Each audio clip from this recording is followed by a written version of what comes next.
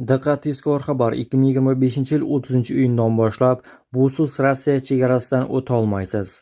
Assalomu alaykum qadrli mehmon, videodan to'liq xabardor bo'lish uchun videoga like va podpisatsiya tugmalarini bosib qo'ying. Понял? Я вернулся, понял, мне этот тротуар, мне похуй, я по дороге хожу. Стоять, нахуй, это Virginia здесь не канает, блядь.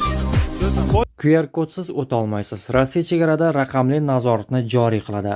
2025-yil 30-iyundan boshlab Rossiyaga vizasiz kiruvchi xorijiy fuqarolar uchun yangi qoidalar joriy etiladi.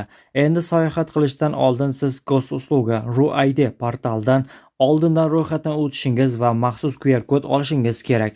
Bu Yevrosiyo ittifoqi mamlakatlari, jumladan O'zbekiston, Qozog'iston, Qirg'iziston fuqarolariga tegishli.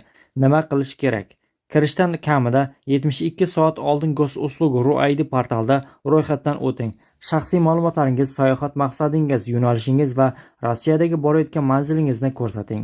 Surat va shaxsni tasdiqlovchi hujjatlarning skanerlangan nusxalarini yuklang. Chegarada taqdim etilishi kerak bo'lgan QR kodni oling. Favqulodda vaziyatlarda, masalan, qarindoshlarning kasalligi yoki o'limi ro'yxatga olish kirishdan 4 soat oldin bajarilishi mumkin. Ariza 90 kun davomida amal qiladi. Agar sayohat amalga oshirilmasa, protsedurani takrorlash kerak. Qo'shimcha talablar: chegarada biometrik nazorat, suratga olish va barmoq izlarini olish amalga oshiriladi. Belarus fuqarolari, diplomatlar va 6 yoshgacha bo'lgan bolalar uchun istisnolar mavjud.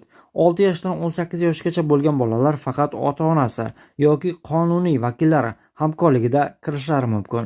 Ushbu chora-tadbirlar migratsiya ustidan nazoratni kuchaytirish, hujjat aylanishini soddalashtirish va qonuniy migratsiyaga qarshi kurashish qaratilgan.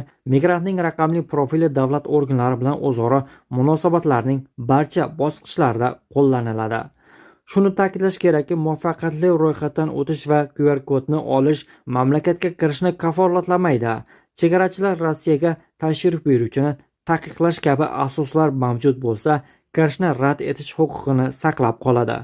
Qo'shimcha ma'lumot va ro'yxatdan o'tish uchun Gosusluga RuID rasmiy portaliga tashrif buyuring.